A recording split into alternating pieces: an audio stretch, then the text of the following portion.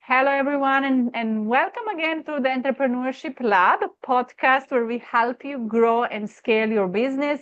This is your host, Nevena Bajalac, welcoming you once again to another episode with another incredible guest. Today, you're going to hear a very inspiring journey. We're going to talk about overcoming challenges.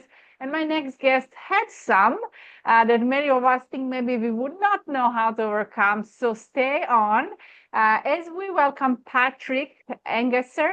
Patrick is a unique best-selling author. He's a business coach and motivational speaker. And today we're going to also talk about sales because he began his career as a top sales agent and a closer. And then he switched into more of coaching others how to increase their sales, how to grow their business. And that's exactly what we're going to talk about. Patrick, welcome to the show. Evana, thanks so much for having me on. It's a pleasure. I appreciate it. Yes, so I just want to share with those who are, we have a video on YouTube and we're obviously podcasting in audio. Patrick had also a challenge that he's blind. So Patrick, have you been blind since birth or later on in your life? No, I've been blind since birth. Yep. All right. Yeah, So this is very inspiring story and a challenge. That's why I mentioned because a lot of us we think we have challenges, and then you're a top seller out there, performer, coach, and you are overcoming this obstacle that a lot of us cannot even imagine living with. So how was it for you growing up? Like, how did you perceive your future, your success, becoming an entrepreneur when you were much younger? Yeah, so I don't think I ever would have, it's a great question, but I don't think I would have uh, perceived myself or see myself being an entrepreneur or a sales professional when I started out, which probably most entrepreneurs when when they're young may not have had that experience where they're like, I think I want to own my own business or I think I want to be in sales. Um, but as a child, I still, yeah, as you mentioned, I had a number of challenges I dealt with being blind. I think the positive is I didn't know any different. As you mentioned early on, it's not like I had my sight and that went away. So I really didn't know any different.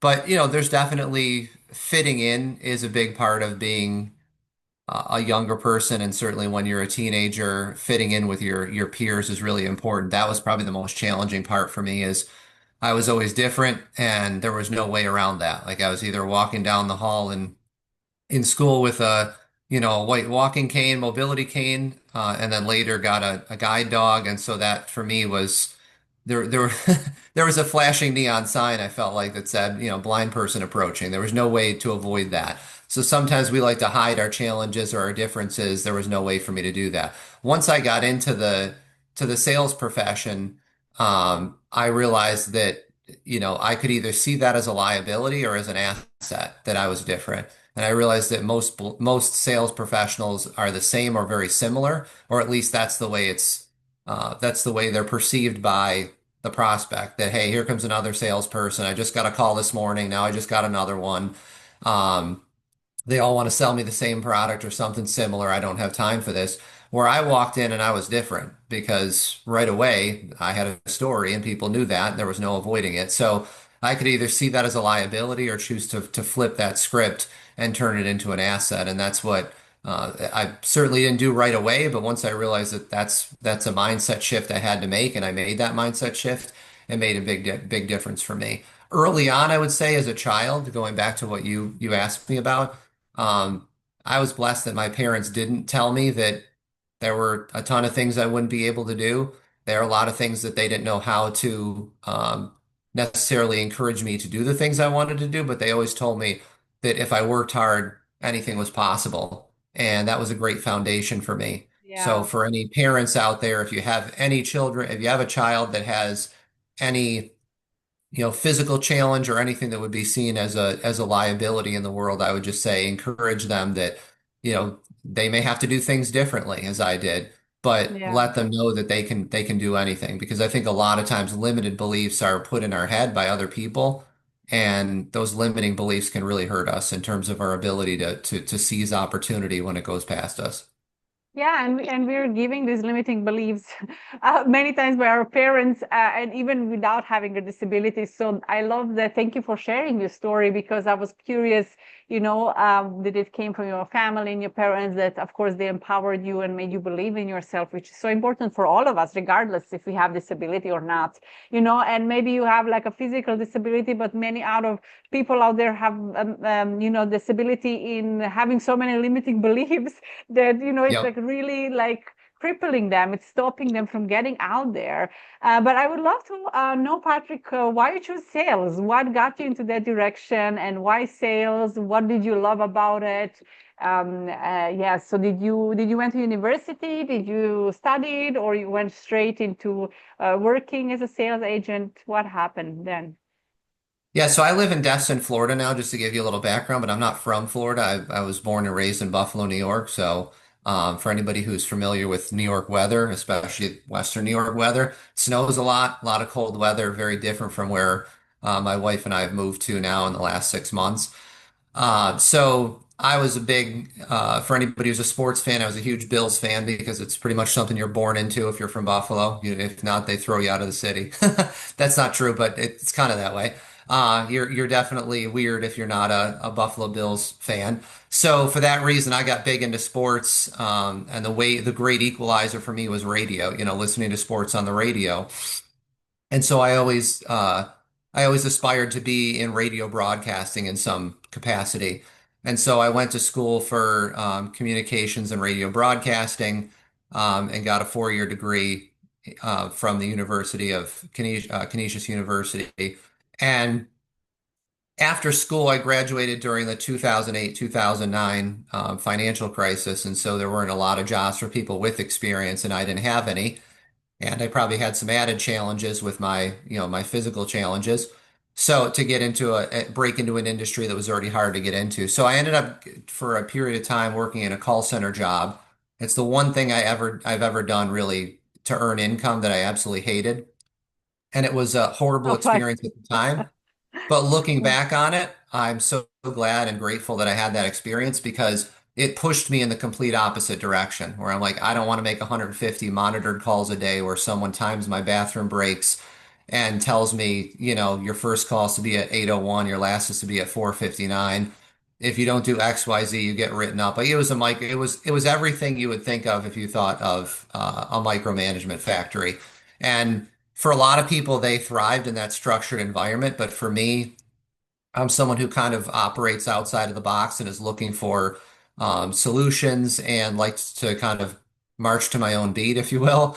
I've had to do things my whole life differently, which I think is what makes me um, excel as a coach in helping people find solutions, maybe thinking outside the box, because I've had to do it my whole life to solve problems from something as simple as, hey, how do I tie my shoes without seeing them? How do I brush my teeth without seeing the toothpaste tube and putting it on the toothbrush, like simple things from the time I was a young kid, figuring that out with my parents and with other people. Then obviously that translated to bigger things. How do I get around mobility wise without, being able to drive a car and things like that.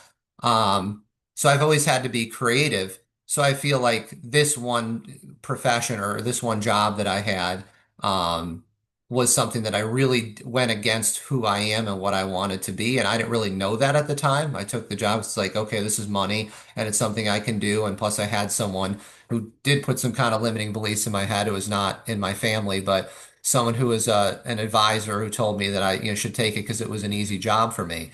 And I hated those words, but I took the job because I needed money at that point to pay college tuition and pay my bills. And I regretted it right away. And that's when I vowed to myself I was going to do something completely different than this. And I didn't care what it took. And I was going to take more risk in my life and do things that were more in line with who I am. And that's what pushed me to sales. And I got into outside insurance sales, straight commission, 1099 position, where 8 out of 10 people who can see don't succeed. And I think everyone thought I was crazy, including my family and friends. But it was definitely a struggle in the first 2 years. I was just barely getting by. And then I hired a business coach just before the start of my third full year. And I went from bottom 500s out of about 615, 620 agents, to being the number one new account closer in 14 months. So in just over a year, I went from, you could say, worst to first because nobody was noticing me prior, and if they were, it was because of how bad I was doing. So that one thing of hiring a business and sales coach made a huge impact. It was a huge turning point for me. And it's why I'm so passionate about coaching, business and sales coaching and entrepreneur coaching, and why it's my business today and my passion because it Yeah. completely changed my business and my life. So that one, to answer your question about sales, that job is what pushed me away from, something that was very structured into something where I controlled my own destiny or more of it. And if that hadn't happened, who knows where I'd be. So I'm really grateful that as much as it was a bad experience at the time, it really shaped who I became. Yeah, and sometimes exactly those experiences show us what we don't like, and like the uncomfortable place that we hate, literally, the environment and everything Mhm. is pushing us into finding something we are passionate about and we love. And thank you for sharing your story. It's really interesting, and I love how passionate you are about coaching because it's true. Because we can really, in 1 year or even short period of time, when we have the right guidance, the right, changing our limiting beliefs and learning how probably to use your story and everything help you and get you the results. So can you tell us what happened in that 14 months? I love talking about sales. I love also consult and coach a lot on sales. So what was it for you? How did you shape your story? How did you went to the, like you said, the worst to the best? And what were some tricks and tips you learned and things that you change in your sales approach, in your maybe meetings, presentations, and so on that help you get those sales? Yeah, it's a great question. I'd say the first thing I changed once I got a coach was he helped me change my mindset. So my mindset wasn't bad in a lot of ways, but I wasn't seeing as you said, my story as an asset. I was seeing it as a liability. Like I saw this as I'm walking in with a dog, and it's very obvious that I am blind, and it's blind salesperson approaching. I felt like I had a neon sign on my forehead, um, and I saw that as a negative. And he helped me kind of shape and flip that script to, do you find that when you go in on these, he asked me these questions, do you find when you go in that people perceive you that way, or do you find that they're welcoming? And I said, no, I feel like they're welcoming. I think a lot of it might be in my head. And I realized after I shadowed a couple of other individuals and other sales professionals that they were not getting the same response that I was. And that's when it clicked. What he was asking me and my experience that, hey, people are actually happy to see me when I come in because I'm different, or they're perceiving me differently, at least having a conversation with me and giving me that 60 seconds that sometimes is the difference between like setting an appointment and not setting an appointment. So it was kind of using my story in a positive way. Now, whatever it is that you're using to get appointments, set up meetings, get yourself in front of the prospect, at the end of the day, you still have to be good at your presentation. And I was not at the time. So that's the next thing I had to fine tune was how do I present? How do I have a conversation? I really don't believe in pitching, although I guess anything in sales you could consider pitching. But I wanted it to be something that wasn't scripted. I wanted it to be a genuine conversation. But my conversation was more about telling rather than asking questions and helping the prospect walk themselves through or taking them by the hand and walking themselves from point A to point Z, from here's my problem, here's my pain point, to there's my solution. And usually it's amazing a prospect to us if we know that we have the solution, that they haven't thought of it or that they haven't experienced it. But you really do have to shine a spotlight or a laser pointer on what those pain points are, helping them understand them, and then guiding them through to, hey, it doesn't have to be this way. I have a better way, and I can help you, and it's going to be a win-win. It's going to be a win for you, and it's going to be a win for me. I'm a big believer in double or triple wins. If everybody involved can benefit, especially if you can show people how that'll happen. I think more often than not, you're either going to have that negotiation go well, or that sales presentation go well, or whatever it is that you're looking at. Even if it's in your relationship, you're dating someone, or you have I've been married for 7 years. You go to your spouse and say, "Hey, this is going to be really good for me. We should do this." Good luck with that. But if you can show that, hey, this is beneficial to both of us, you get what you want, I get what I want, Yeah. I give a little bit, you give a little bit, and we both get to do what we want, it makes for a better relationship. The same thing's true in a Yeah. sales relationship or a business relationship.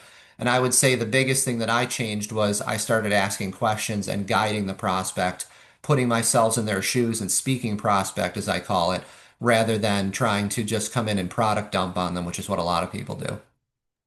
Thank you for sharing that. And it's so helpful. I think it's going to help so many listeners out there because sales can be tricky, or people like really have limiting beliefs about sales. And I always say it's not about you taking money or like selling something. It's about, the person wants a specific product or a service or, Yep. insurance or whatever it is that you're selling. It's just about, like you say, guiding them with those questions that they realize, hey, I'm making the decision. I want to purchase this because this benefits me. And I think that's so powerful. And if listeners can go with something, so far, this is it. Ask more questions, and build a genuine relationship. Like ask more questions, find out more about the people, even personal stuff, I'm sure, in that process, because then we have motivation for purchase many times because of a personal life, right? And personal situations. So I think that's so, so important. Yeah, 100%. And I think people a lot of times in sales, I would say that for anybody listening who's in sales, maybe newer in sales, or as you said, has is struggling with that point where they feel like I don't want to take money from somebody or convince somebody to do something that's bad for them. If you, the first question is, do you believe in your product or your service? And if you don't, then you need Yeah, to do something else. You need to sell something else because if you don't believe in what you're doing, if you don't have it in your home or you're not using it yourself or you wouldn't sell it to your family, that if they exactly. were in a position to buy it, then that's problem number one. But if you do, which I feel like that's for most people not the case, I feel like most of the time they do believe in what they do. It's that they feel like I don't want to influence somebody or persuade somebody or feel like I'm doing that, um, and in a negative way. And if you believe in your product, then or service, the person across from you really does in most cases need what you have and you can help them. And I always say, share when I'm coaching, when executives bring me in to speak to their team and coach them, whether it's in person or on Zoom, one of the things I always ask is, if you believe in the product or service that you have and your prospect is looking for what you have in some way, they might not know they're looking for you or what you have, but they know they're looking to solve this problem. At some point, they're going to hire someone, wouldn't you agree? And they say, yeah, they're going to buy a product or service from someone to solve this problem, or they're just going to deal with this problem and, be miserable with the fact that they have not been able to figure it out. But if they're not going to bring you on board, or they're not going to buy your product or service, they're going to buy it from somebody else. And my question is always, do you think that you're ethical, right? Do you think that what you're doing are you a person of integrity? Well, if you're worried about persuading someone to do something they don't want to do, then clearly you care about integrity and you're a person who cares about ethics and doing things the right way. Everybody out there, newsflash to all of us, everybody out there in the sales world and in the world in general doesn't care about ethics and integrity. So are they better off working with you who cares about them, or are they better off working with somebody else who's better at selling them the product? And that's the question I always ask people to think about. You're doing them a disservice if you walk away and don't do a good job because you're afraid to ask the tough questions that they need to have asked to them, and somebody else comes in and does it, and they're not going to take as good care of them as you are. So I think that kind of flips the Yeah, script for a lot of people as it did for me, that it's like, hey, I'm actually hurting people if I'm not helping yeah. them take action and move to the next level to what they need. Yeah, I love it because I'm using exactly the same framework, and this is the fastest switch I found in coaching as well when it comes to sales, specifically overcoming those limiting beliefs. Is understanding that if you do not sell and do not offer, if you're a very good photographer, if you're a good coach, if you are, selling a good skincare, whatever it is you're selling, or you're a fitness coach, you are doing people disservice by not sharing your mission, by not sharing your system, your program, Yep. because many people need that. And like you said, if you're a person of integrity, you're out there, you're doing people this service, not selling. So I am 100% aligned here with you, and thank you for sharing that. Hearing just from you as well the same point, I think it's so, so powerful. So if there is, Patrick, if there is one thing that you wish you knew earlier about sales in your career, except of course using your story and changing your mindset, that help you really get more clients and signing people up. What was it for you? What was like aha moment? And you're like, oh, I wish I knew that earlier. I would get so many more sales in. Yeah, it's a great question. I think the biggest thing is knowing your market and knowing, you know, I call it, fishing in the right, in the right lake, right? If you're not fishing in the right lake where the fish are, if you're fishing in your swimming pool in the backyard and there aren't any fish in it, it's not going to matter. If they're the wrong fish, it's not going to matter, right? But if you're looking for the right prospect and you have a niche that you focus on, like I stumbled on this accidentally because I had a couple of clients. I had a couple of different clients in the automotive industry, and they just, because when I was in sales, I was selling employee benefits, but mostly focused on supplemental employee benefits. So things like accident insurance and short-term disability and helping people protect their income. And I noticed that that industry really needed what I had, and a couple of clients were pretty easy to close. They kind of closed themselves once I shared what I did and asked the right questions and walked them from A to Z. And so then I thought to myself, you know what, this is silly. I'm out there prospecting all these different companies. Most of them don't give me the time of day because maybe they're not a good fit.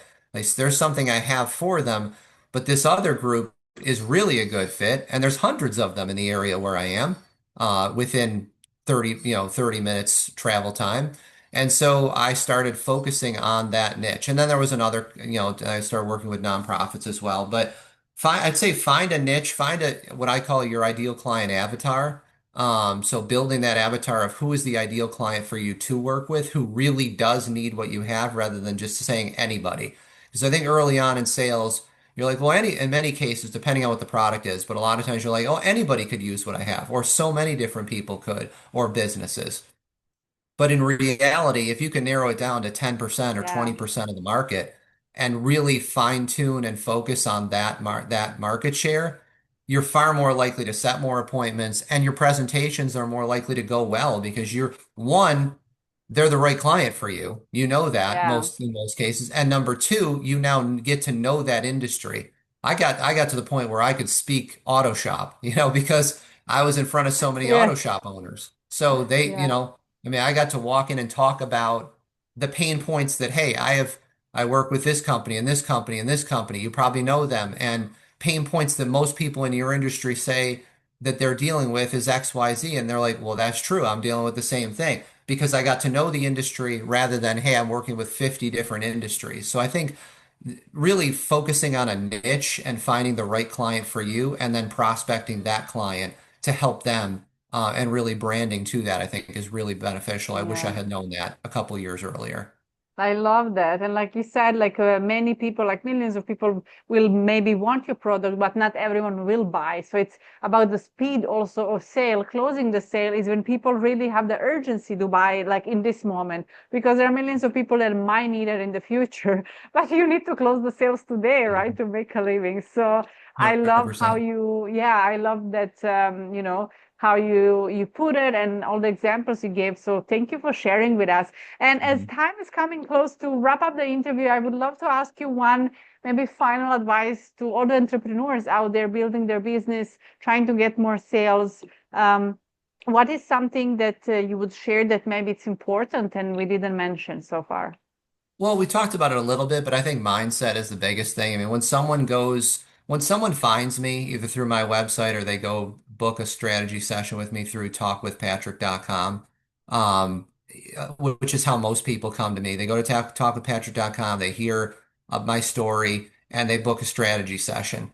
And most of the time, they think we're going to work on just business and sales strategy like we've been talking about. And that's certainly something that will happen, but mindset is usually the first thing that has to happen is that mindset shift. And if you're in sales, if you're an entrepreneur of any kind, you're in sales, in either directly or indirectly.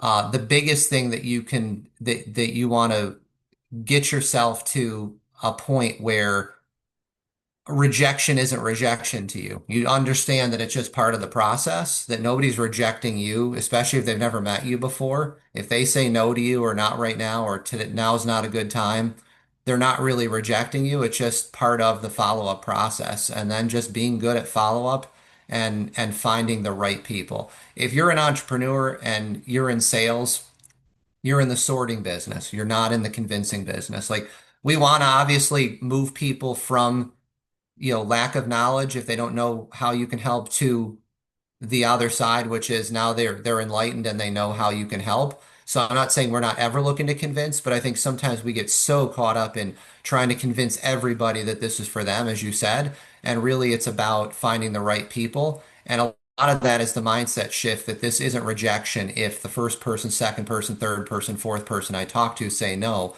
that it's all part of the process. And I'm just sorting through to find the right person. If I'd known that earlier on and been able Yeah. to build that thick skin, and not worry so much about what everybody thought of me, rather than just understanding it's part of the process.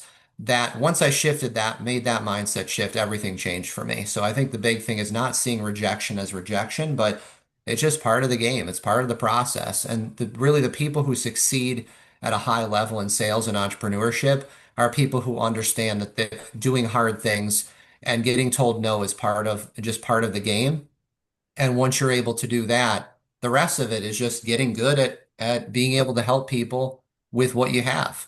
And the Yeah. last thing I would say is on the more on the entrepreneur than sales side, for most people when they get into business that I help on the as entrepreneurs, they get into it, yes, to make money, but you can make a lot of money not being a business owner, in other things. Biggest reason I think people get in entrepreneurship is the freedom, right? They want to be able to control their schedule. They want to be able to own their time. They want to buy back some of their time. And then I often see people, they're building a business that doesn't do any of those things, right? They're kind of running their legs off in this business, working 80 hours, 100 hours a week. They have no freedom. I did that early on. And that's the biggest thing I would have changed and what I've done differently in my coaching business now that I've had a chance to do it differently. So I think begin with the end in mind. We've all heard that saying.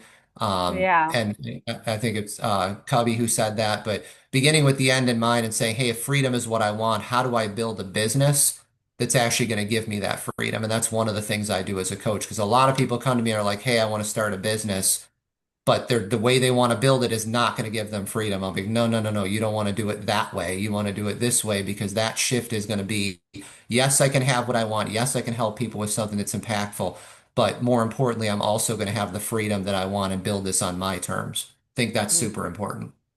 Wow, what a brilliant advice. So thank you so much, Patrick. It was really a pleasure having this interview.